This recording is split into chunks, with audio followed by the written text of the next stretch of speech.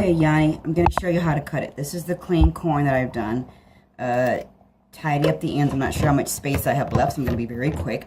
But this is what she would do. I have a bowl in the sink, and she would just kind of cut like the top layer off. Be very careful. It's going to do a lot of juice everywhere. But she would just like cut the top layer off the kernels of corn. There's a bowl down here in the sink that's catching it. Again, it gets very juicy. There's liquid that goes everywhere. But she just kind of cut off the top layer. And you'll see, be very careful. You don't cut yourself.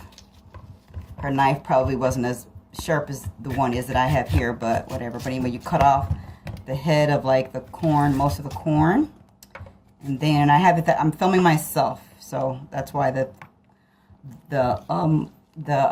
screen is upside down. So then you take the edge of the knife. Again, you're very careful, and you kind of clean off what's the corn that's left, and that kind of creates the juice and creates the creamed effect. Again, you have the kernel heads, and you have the cream effect. So this is what I'm doing. It gets to be kind of messy a little bit. I made some today for your sister. I made two things for your. I did 2 cobs. I was gonna give your sister some, but it was kind of so good, I ate it all. So I have to make some more now. Oh well, her bad. So you get like all the corn off that way, and it's still in the bowl.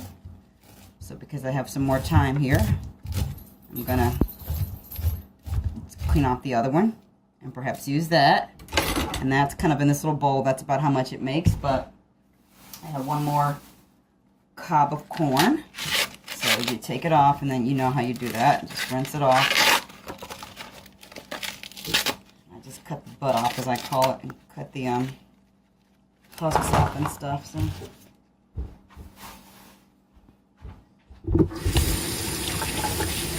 I could have my own little cooking show, couldn't I? So I think this is probably the first time I've made this ever. Maybe once I made it, I don't really remember, but definitely the first time since Granny's been gone that I've made it. But anyway, it's gonna be good. This time I'll probably use less flour. So you saw me with that. So I'm gonna take it again. I'm gonna start cutting again.